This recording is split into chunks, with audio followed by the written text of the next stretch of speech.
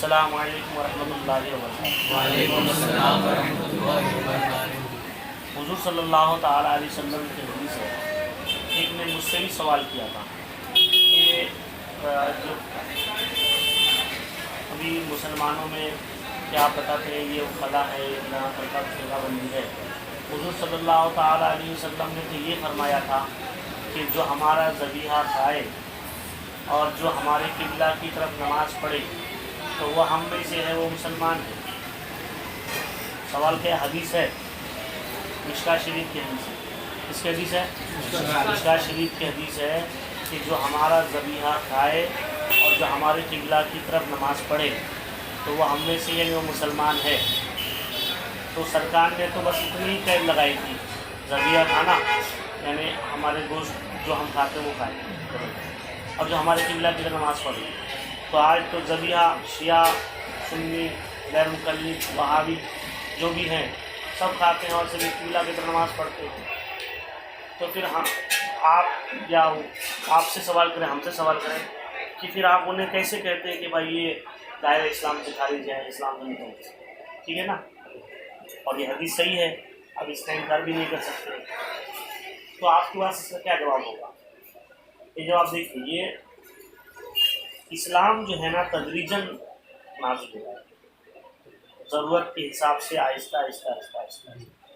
اب اسلام آنے کے آہستہ قرآن شریف کی آیت ایک ساتھ نازل نہیں، 23 سال میں پورا نازل ہوا، اور اس کے بعد پھر جب آخری آیت نازل الیوم اکملت لکم دینکم ورضیت علیکم نعمتی، کہ آج دن مکمل ہو گیا نا، اور یہ دین جو حضرت آدم علیہ السلام سے آ رہا ہے۔ دین کی تکمیل کی گواہی کسی نے نہیں دی، اور نہ ہی خدا نے ہمارے نبی سے پہلے تک اعلان فرمایا ہے۔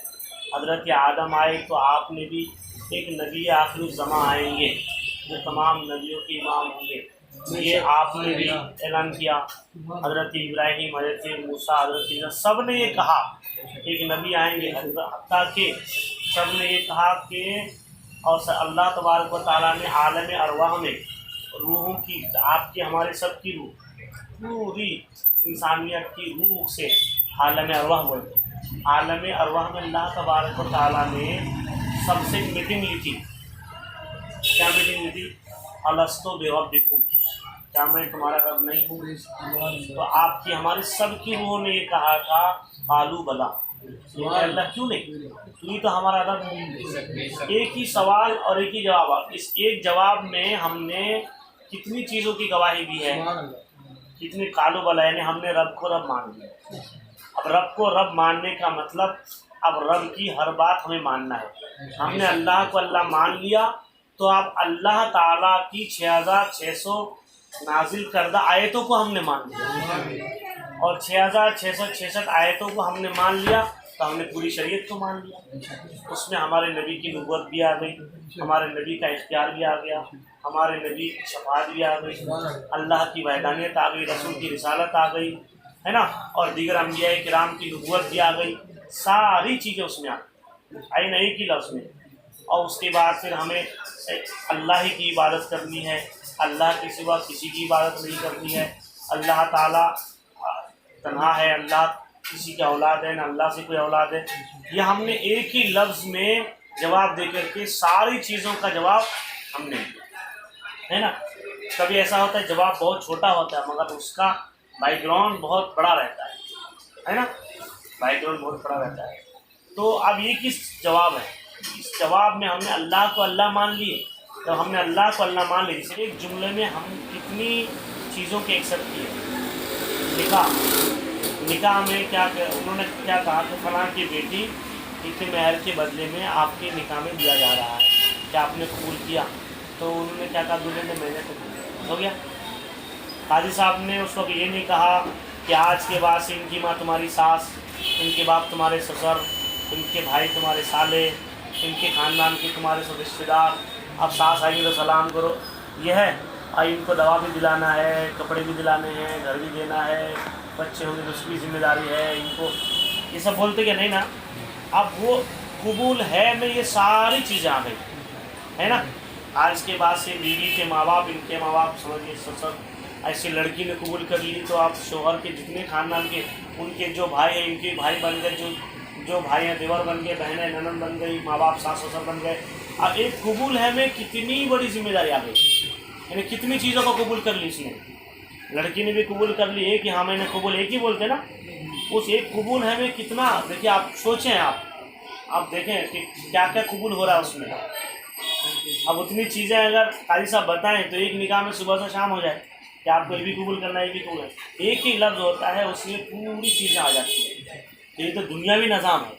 अब अल्लाह तबारक तआला का निज़ाम कितना वसी है। तो हमने जब अल्लाह को कह दिया कि खुदा तो हमारा रब का मतलब तू नहीं हमको पैदा फरमाया, तू हमारा मालिक है, तू हमारा खालिक है और तू मालिक है, सब कुछ हमने मान लिया। जब अल्लाह को रब मान लिए तो अब अल्लाह ताला की किताब भी हमें मानना है, अल्लाह का हर फरमान हमें मानना है, अल्लाह का हर हुक्म हमें मानना है। और अल्लाह के फरामीन में कुरान शरीफ है और कुरान शरीफ में अल्लाह की 6666 आयतें हैं। इसी में पूरा इस्लाम है, पूरी कायनात का निज़ाम है, हर चीज़ है। जब अल्लाह को हमने अल्लाह मान लिए तो हमको कब्र के सवालात भी मानना है, मैदान महशर भी मानना है, माँ बाप के हुकूक क्या है वो मानना है, पड़ोसी के हुकूक हमने ये भी मान लिए क्योंकि अल्लाह का फरमान है। हमने जब अल्लाह को अल्लाह मान लिए तब अल्लाह ने फरमाया पड़ोसी के साथ कैसे रहना है, माँ बाप की क्या हुकूक है, औलाद की कैसे परवरिश होनी चाहिए। ये सारी चीज़ें किसका बयान किया हुआ? खुदा की है ना, सारी चीज़ें खुदा की बयान की हुई है।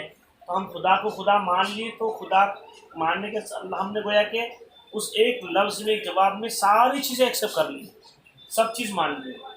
तो अब अल्लाह को अल्लाह मान ली, उसके बाद अब सरकार अलैहिस्सलाम की हदीस सुनी। सरकार अलैहिस्सलाम ने फरमाया कि जो हमारे किबला की तरफ नमाज़ पढ़े हमारे ज़रिया को खाए। तो इस्लाम जो है एक साथ ही नहीं नाज़िल हुआ था, बल्कि हज़रत आदम अलैहिस्सलाम से लेकर हमारे आका तक इस्लाम की तकमील होती रही और हमारे आका पर आकर के इस्लाम यानी खुदा का दीन मुकम्मल हो गया, है ना। वो दीन अधूरा था हज़रत आदम तक, हज़रत इब्राहीम अलैहिस्सलाम तक, हज़रत और दीगर अंबिया इकराम तक, हत्ता कि हज़रत ईसा अलैहिस्सलाम तक भी अधूरा था। हज़रत ईसा अलैहिस्सलाम ने भी ये फरमाया था कि मेरे बाद एक आखिरी नबी आने वाले हैं।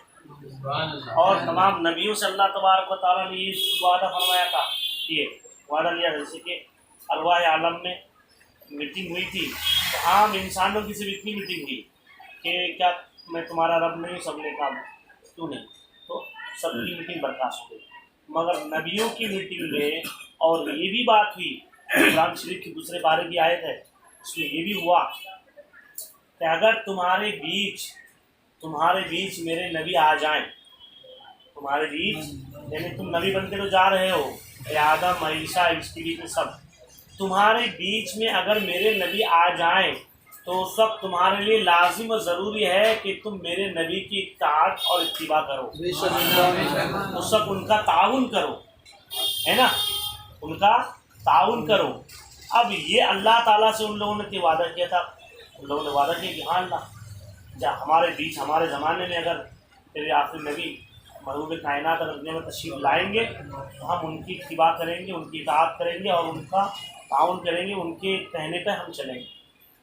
तो ये मौका किसी को दुनिया में नहीं मिला कि हम अल्लाह की इस वादे की वफाई करें, क्योंकि सरकार अलैहिस्सलाम तमाम नबियों के दुनिया से तशरीफ़ ले जाने के बाद तकरीबन हज़रत ईसा अलैहिस्सलाम के 450 साल के बाद आए, तो किसी को मौका मिला नहीं कि अब हमारे ज़माने में आए तो हम अल्लाह के वादे पर अमल करें।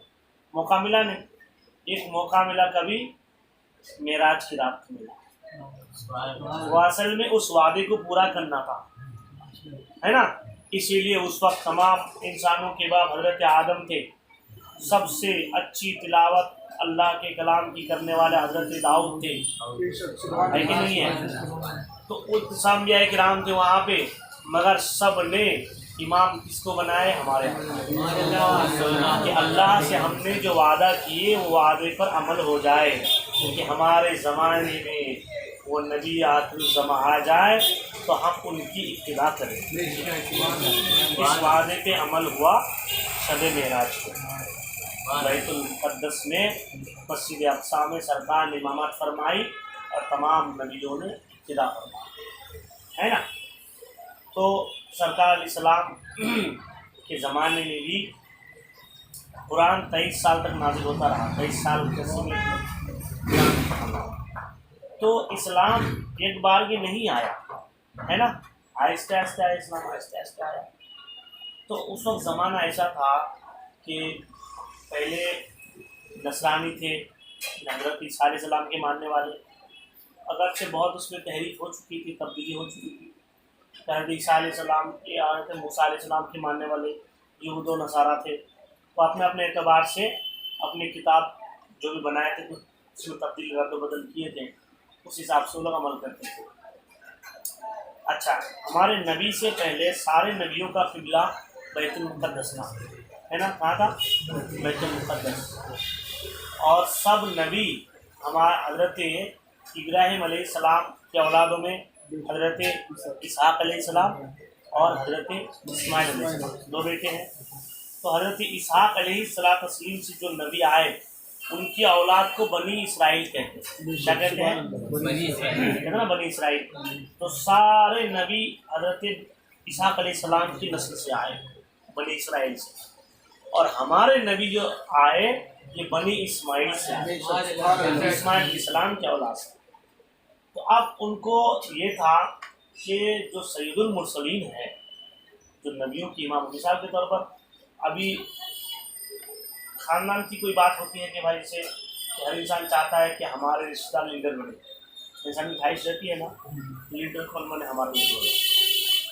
اب وہ لوگ یہ چاہتے تھے کہ جب سارے نبی حضرت ابراہیم علیہ السلام کے بعد سارے نبی بنی اسرائیل سے آئے، تو آخری نبی جو نبیوں کے سردار ہے وہ بھی ہماری قوم سے آئے، ہے نا۔ اور حضرت اسماعیل علیہ السلام کی اولاد میں سے سرکار تشریف لے آئے، تو بعض لوگوں نے ان کو یہ بھڑکا دیا، کہہ رہے تمہاری جب سب نبی ادھر سے آئے تو یہ کیسے ادھر سے آ جائیں گے، ہے نا۔ اب کچھ لوگ حسد میں، کبھی کیا ہوتا ہے کہ کچھ لوگ حسد میں، جلن میں بھی حقیقت سے انحراف کر لیتے ہیں، جانتے کہ حقیقت ہے مگر حسد ہے، جلن نہیں ماننا ہے، ہوتا ہے نا کبھی کبھار، تو نہیں مانتے ہیں۔ تو کچھ لوگ حقیقت کو جان کر بھی اس سے منحرف ہو گئے، اس کا انکار کیے اور نہیں مانتے، کیا کر سکتے۔ اور کچھ لوگ یہ کہ بھائی نہیں، جب تمام نبی ادھر سے آئے تو ان کو بھی ادھر سے آنا چاہیے تھا، سرکار علیہ السلام ادھر سے آئے، تو اس وقت سرکار علیہ السلام پر کچھ لوگ ایمان لائے۔ اس کے بعد جب قبلہ بدلا، تحویل قبلہ کا حکم ہوا، تو ہمارا قبلہ کیا ہوا؟ خانہ کعبہ ہو گیا۔ اب خانہ کعبہ تحویل قبلہ کا حکم ہوا مدینہ شریف میں۔ حضور صلی اللہ علیہ وسلم مکہ شریف سے مدینہ شریف آنے کے بعد تقریباً 16 ماہ تک، کتنے مہینے تک؟ 16 مہینے تک بیت المقدس کی طرف ہی رک کر کے نماز پڑھے۔ 16 مہینے کے بعد تب آپ قبلہ آپ کا بنا خانہ کعبہ۔ تو مسجد آپ میں سے کوئی گئے ہیں؟ اللہ تعالیٰ ہم سب کو جلد سے جلد آمین آمین آمین نا۔ تو ہم مطلب کہاں گئے ہیں؟ مسجد قبلہ گئے، آپ گئے؟ اللہ مبارک ہے، بہت خوشی کی بات ہے۔ تو مسجد قبلتین ہے، وہاں پہ 2 قبلہ ہے، یعنی آج بھی ممبر بنا ہوا ہے نا، چلو تو پڑھے ہیں تو یعنی سرکار علیہ السلام نماز پڑھ رہے تھے بیت المقدس اس سائڈ میں، اتر سائڈ میں، شمال کی طرف۔ اب اسی حال میں اللہ کا حکم نازل ہوا کہ حبیب آپ کا جی چاہ رہا ہے جدھر آپ ادھر قبلہ بنا لیجیے۔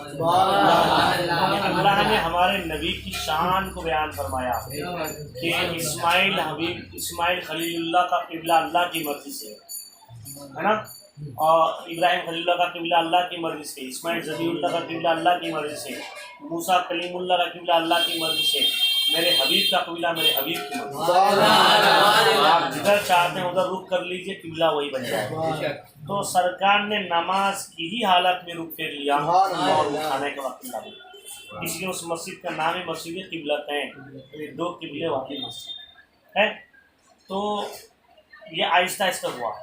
تو اس وقت جب قبلہ بدل گیا تو آپ جو سرکار علیہ السلام پر جو ایمان لائے تھے، تو آپ قبلہ ظاہر سے ہوا تھا بھائی ہمارا قبلہ یہ ہے، تو آج سے ہمارا قبلہ یہ بن گیا، تو اب وہ ادھر نماز پڑھیں گے۔ اور جو سرکار پر نہیں ایمان لائیں گے، خالی دکھاوٹی ایمان لاتے تھے، تو وہ پھر ادھر ہی رک کر کے نماز پڑھتے تھے۔ اب وہ بتائیے کیسے مومن ہوں گے مومن نہیں ہوں گے۔ اس کے بعد ذبیحہ، جو کھانے کا ذبیحہ ہے، کہ جو اب ہم میں سے ہیں، ہم اب ہمارا ایسا ہے کہ ابھی کہ ہم وہابیوں کا ذبیحہ نہیں کھاتے، ہے نا، ہم سنیوں کا ذبیحہ کھاتے، کیونکہ سنیوں کو اپنا سمجھتے تو کھاتے ہیں، تو سرکار نے اس کو یہ پہچان بنائی کہ اس وقت تو مسلمانوں کا امتیاز کیسے کرو گے، کون مسلمان ہے کون مومن ہے، کیونکہ اس وقت تو نصرانی بھی اپنے اعتبار سے عبادت کرتے تھے، یہودی بھی کرتے تھے نا، ان کی مسجدیں ہیں نا، دیکھیے مسجد ہے تو وہ ان کی بھی مسجد ہے، اپنی بھی مسجد ہے، تو وہ لوگ بھی عبادت کرتے ہیں. تو اس وقت تو اتنا شعور نہیں تھا، مکمل اسلام نہیں آیا تھا. تو اب ان کی پہچان ہم کیسے کریں کہ مومن ہے کہ غیر مومن ہے. تو اس وقت سرکار نے علامت بیان فرمائی تھی کہ دیکھو جو ہمارے قبلہ کی طرف نماز پڑھے، یعنی جو مجھے آخر نبی مانے گا تو وہ میرے قبلہ کی طرف نماز ہی پڑھے گا، ہے نا.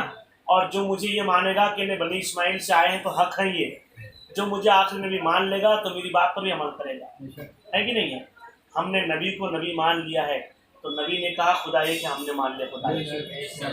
نبی نے فرمایا قبر میں سوالات ہوتے ہم نے مان لیا. ہم نبی نے فرمایا کہ میدان محشر ہوگا ہم نے مان لیا. ہم نے سب سے بڑی بات بغیر دیکھے نبی کے کہنے سے خدا کو مان لی، ہے نا. تو نبی کو ہم نے مانا تو ہم نے سب کچھ مانا. تو سرکار نے فرمایا جو ہمارے قبلہ کی طرف رک کر کے نماز پڑھے، یعنی آج کی یہی پہچان ہے کہ ہمارے قبلہ کی طرف جو نماز پڑھ رہا ہے وہ مومن ہے. یہ اس وقت کی پہچان ہے کہ نہیں ہے. اب جب اسلام اور بھی آیا، جیسے مثلا شراب ہے، شراب ایک ساتھ حرام کا حکم نہیں ہوا ہے نا. پہلے نشے کے قریب، شراب کیسا ہے کہ شراب پی کر کے نماز کے قریب مت جاؤ، لا تقربوا الصلاۃ وانتم سکریٰ، تم نشے کی حالت میں رہو تو شراب کے قریب مت جاؤ، ہے کہ نہیں ہے. تو آہستہ آہستہ حتیٰ کہ پہلے شراب، حتیٰ کہ ایک صحابی نماز شراب پی کر کے نماز پڑھانے لگے، قل یا ایھا الکافرون لا اعبد ما تعبدون، اے کافروں میں اس کی عبادت نہیں کروں گا جس کی تم عبادت کرتے ہو. تو وہ لا کو چھوڑ دیے، یعنی قل یا ایھا الکافرون اعبد ما تعبدون، معاذ اللہ. اس کا مطلب یہ ہوا کہ کافروں میں وہی عبادت کروں گا جس کی تم عبادت کرتے ہو. تو مطلب کتنا بدل گیا. تو شراب پی کے تو نشے کی حالت میں تھے، اس لیے تو نشہ حرام ہے نا.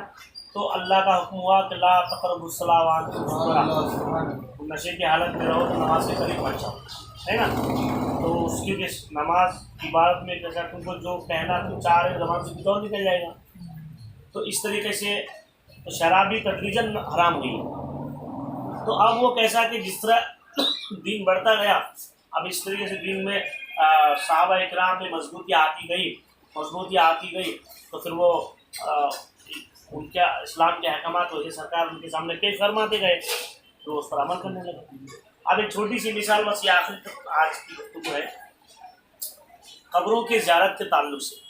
آج آپ کو کچھ لوگ جو زیارت قبور کے مخالف ہیں وہ بھی آپ کو حدیث بخاری شریف کی حدیث سے دلیل دیں گے. کس سے دیں گے؟ بخاری شریف کی حدیث سے دلیل دیں گے آپ کو. تو آپ کو اگر علم نہیں ہے تو آپ کو ماننا پڑے گا. وہ کیسے دیں گے؟ حدیث کے الفاظ ہے، سرکار نے فرمایا لا تزوروا القبور، قبروں کی زیارت مت کرو، ہے نا، منع فرمایا. تو حدیث کے الفاظ آپ کو دیکھنا، دیکھو حدیث ہے کہ سرکار نے منع فرمایا، اللہ کے رسول نے منع فرمایا. تو آپ کون ہوتے ہو کرنے والے؟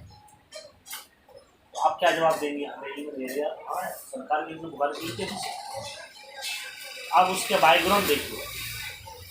ابتدائی اسلام میں کیسا تھا؟ جہالت تھی، اس لیے تو دور جہالت کہتے ہیں نا. آج بھی اس وقت ایسا ہوتا تھا کہ کنویں میں پانی بھرنے کے تعلق سے کنواں ہوتا تھا. آج کل تو ہر گھر میں سیپریٹ نل رہتا ہے نا. اس وقت تو ایک محلے میں کنواں ہوتا تھا اور وہی سے جا کر کے پانی لے کے آتے تھے. اس سے باری لگتی تھی کہ ابھی آپ کی باری ہے کہ اس پر میری باری ہے. جیسے آج بھی کئی میونسپلٹی کا نل ہوتا ہے جو باری لگا کے مٹکے بھرتے ہیں لوگ، تو باری لگتی تھی. تو مثلا آپ کی باری میں لے لیا، اتنی سی بات کے لیے ان قبیلے میں جنگ ہو جاتی تھی اور برسوں تک جنگ چلتی تھی. تلوار نکل جاتی تھی، خون خرابہ ہو جاتا تھا، کتنے لوگ تو مر جاتے. بس پانی، اتنی جہالت تھی. بولتے نہیں کہ یار بڑی جہالت ہے ان کے اندر، دور جہالت کے اندر عمل کر رہا ہے. تو بس پانی بھرنے میں اگر تھوڑی سی ٹھنڈے ان میں اتنی جہالت تھی، اتنے کھوپڑے کے لوگ تھے، تو سالوں تک جنگ چلتی تھی. تو سرکار علیہ السلام کے زمانے میں ایسا تھا جہالت میں. تو دور جہالت میں بھی حضور صلی اللہ تعالی علیہ وسلم جب وہ ابتدائی اسلام میں سرکار کے صحابہ ایمان میں داخل ہوئے تو سرکار علیہ السلام آہستہ آہستہ ان کے اندر اسلام کی باتیں بیان فرماتے تھے. ایک بار اگر بول دیں گے بھائی آج اسلام قبول کرو تو آج سے تم کو شراب بھی نہیں پینا ہے, نماز بھی تمہیں پڑھنی ہے, زکات, ڈر لیتا یار اسلام. اچھا ایک بار بتائیے, ابو جہل نے اسلام کیوں قبول کیا؟ ابو جہل نے اسلام کیوں قبول کیا؟ اسلام میں بہت باریکیاں ہیں. یعنی اسلام جیسے آپ آج کل کے مسلمان سمجھتے ہیں کہ چلو گوشت کھا لیے, بقرعید کی نماز پڑھ لیے, اور رمضان میں بس خوب افطاری کا سامان لے آئے. یہ اگر رسمی ایمان, اگر یہی ایمان کا مطلب ہوتا تو ابو جہل کب کا ایمان لے کے آتا؟ وہ جانتا تھا کہ اپنی زندگی کو اسلام کے ڈھانچے میں ڈالنے کا اور بدلنے کا نام اسلام, اپنی پوری زندگی کو اسلامی انقلاب دینے کا, کہ ہمارا رہنا بھی اب اسلامی طریقے سے ہونا چاہیے. رہن سہن, کھانا پینا, اٹھنا بیٹھنا, خورد و نوش, سب چیز کام و قیام, سب چیز اسلامی طور طریقے سے ہوگا. اس کا نام مسلمان ہے, اس کا نام ایمان. تو وہ سمجھتے تھے کہ اسلام لانے کا مطلب اتنا آسان نہیں کہ داڑھی رکھ لو, ٹوپی لگا لو اور بھلے نماز پڑھو یا نہ, ہے ہی نہیں صاحب. تو وہ سمجھتے تھے. تو دور جہالت میں بڑی جہالت تھی. اس میں کیا ہوتا تھا کہ جب اسلام قبول کیے تو ایسا تھا نا کہ اسلام قبول کرنے کے بعد مسلمان بھی بتوں سے محبت ہوتی تھی تو وہ آستینوں میں بت چھپا کے لاتے. دیکھو یہ جو رفع یدین کا حکم تھا یہ پہلے تھا نا, تو آستینوں میں یہ بت کی تصویر چھپا کے لاتے تھے. اتنی محبت اسلام قبول کرتے, کیونکہ کسی سے محبت فوراً نہیں ختم ہوتی ہے نا, ٹائم تو لگتا ہی نا. تو وہ آستینوں میں چھپا کے لا رہے. تو سرکار علیہ السلام نے فرمایا کہ نماز پڑھو تو ایسے ایسے جھاڑ, ایسے تاکہ جو آستینوں میں چھپا کے لائے تو وہ نکل جائے. تو اس وقت رفع یدین کا حکم تھا. پھر وہ اسلام میں مکمل طور پر صحابہ داخل ہو گئے, ان کے اندر دور جہالت کی ساری عادتیں ختم ہو گئی. اب بدھ کوئی لا ہی نہیں رہے تو اب وہ حکم ختم ہو گیا. مگر غیر مقلد آج وہ کر ہی رہے ہیں. ارے وہ کیوں کر رہے؟ ڈاکٹر نے اگر آپ کو کہہ دیا بخار ہے, ابھی تم چاول مت کھانا, ٹھنڈا پانی مت پینا, اور کلنگڑ مت کھانا, یہ مت کھانا, وہ مت کھانا, تو کہ زندگی بھر کے لیے بینڈ لگا دیا اس نے؟ یا جب تک آپ کی طبیعت ناساز تب تک کے لیے نا.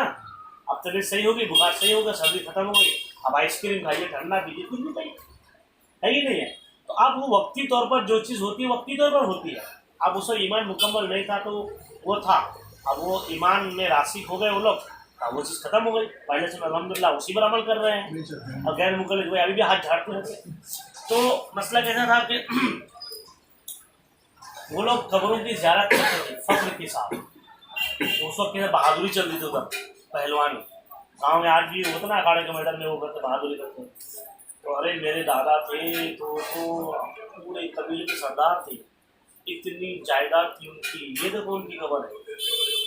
تو بولا اچھا یہ میرے دادا کی خبر ہے, معلوم ہے یہ کون تھے؟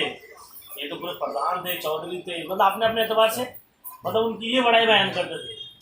تو سرکار نے جب دیکھا کرے یہ لوگ الگ ہی طریقے سے بھاگ رہے ہیں, تو سرکار نے فرمایا کہ بھائی قبروں کی لا تزور, قبروں کی زیارت مت کرو, کیونکہ وہاں جاؤ گے تو تم کو قبر میں جا کر کے آخرت کو یاد کرنا چاہیے, تو الٹا تم تو ریاکاری کرے, فخر بیان کر, گھمنڈ کی باتیں کرتے ہیں. تمہارے اندر اور تکبر پیدا ہو رہا ہے کہ میں تو چودھری کا بیٹا ہوں, میں تو رئیس کا بیٹا ہوں, میں تو سردار کا بیٹا ہوں. تو تم اچھا ایسا کرو کہ بھائی تم مت کرو, جا منع کر دیے. پھر اس کے بعد تو جب ایمان آہستہ آہستہ لوگوں کے دلوں میں راسخ ہو گیا, صحابہ میں اسلام ایمان کی مضبوطی آ گئی, تو سرکار علیہ الصلوۃ والتسلیم نے ارشاد فرمایا بعد میں کیا, یہ حدیث آپ کو یاد رکھنی ہے جو بول رہا ہوں, نہیتکم عن زیارت القبور فزوروها الآن. سرکار کیا فرماتے ہیں, میں نے ہی آپ لوگوں کو قبروں کی زیارت سے منع کیا تھا, مگر اب قبروں کی زیارت کی قبروں کی زیارت سے انسان کو موت یاد آتی ہے. وہ جو پابندی ختم ہو گئی کہ نہیں. اب ہمیں کس پر عمل کرنا چاہیے, پہلے والے حکم پر کہ بعد والے حکم پر؟ عمل بعد والے حکم پر ہوتا ہے نا. اب یہ وہی والی حدیث, چونکہ وہ بھی سرکار کا فرمان ہے, وہ بھی سرکار کا فرمان, وہ بھی بخاری شریف کی حدیث ہے. اب وہ آپ کو وہ والی حدیث دکھائیں گے. بعد میں کیا ہوا تو یہ اب لوگ بہت جاتے ہیں, ارے ہاں سرکار نے منع فرمایا, ارے سنی لڈو ایسا کر. اور انہیں بعد کی حدیث کا علم ہی نہیں کہ سرکار نے بعد میں کیا فرمایا تھا، یہ کس وقت کی بات تھی اور یہ کب کی بات تھی۔ تو یہ ہے کم علمی کی بنیاد پر انسان کے ایمان پر لوگ ڈاکہ ڈالتے ہیں، اور بیچارے سیدھے سادھے مسلمان علم نہ ہونے کی وجہ سے گمراہ لوگوں کے جھانسے میں آ جاتے ہیں اور اپنے ایمان کو سمجھ رہے ہیں نا۔ اب یہ حدیث پر ہمیں عمل، سرکار کی حدیث وہ بھی ہے، منع والی بھی ہے، انسان کو لگ رہا ہے کہ میں سرکار کی حدیث پر عمل کر رہا ہوں، مگر ابھی سرکار کی حدیث کون سی ہے؟ بعد والی، اس پر عمل کرنا یہ ثواب ہے، پہلی والی پہ کرنا بھی گناہ ہے، کیونکہ سرکار نے منع فرمایا تھا، پھر بعد میں اس کو کینسل بھی کر دیا کہ میں نہیں منع، نہیں تو کم عن زیارت القبور، میں نہیں تم کو منع کیا تھا، لیکن اب میں فضل الان، اب تم قبروں کی زیارت کرو، اس لیے کہ قبروں کی زیارت سے موت کیا تھا، سرکار کا یہ فرمان ہوا نا، تو اب سرکار کے چاہنے والے، سرکار کی امتی کے لیے لازم یہ ہے کہ سرکار نے جو اخیر میں فرمایا اس پر عمل کرے، اس پر عمل کرنا یہ ثواب کا کام ہے، نہ کہ پہلے والی بات۔ تو یہ چیزیں ہیں حدیث میں، حدیث ایسے اپوزٹ والی بہت سی حدیث ہیں جس کے نہ ہونے، علم نہ ہونے کی وجہ سے یہ کیا کرتے ہیں، پہلے کی باتیں بتا کر کے وہ کرتے ہیں۔ اللہ تبارک و تعالی ہمیں مکمل علم حاصل کرنے اور اس پر عمل کرنے کی توفیق فرمائے، دین سیکھنا ہمارے لیے آسان فرمائے۔ اللہ تعالی ہم سب کو دین سیکھنے سکھانے کا جذبہ پیدا فرمائے۔ اللہ اس گھر میں خیر و برکت عطا فرمائے۔ آمین۔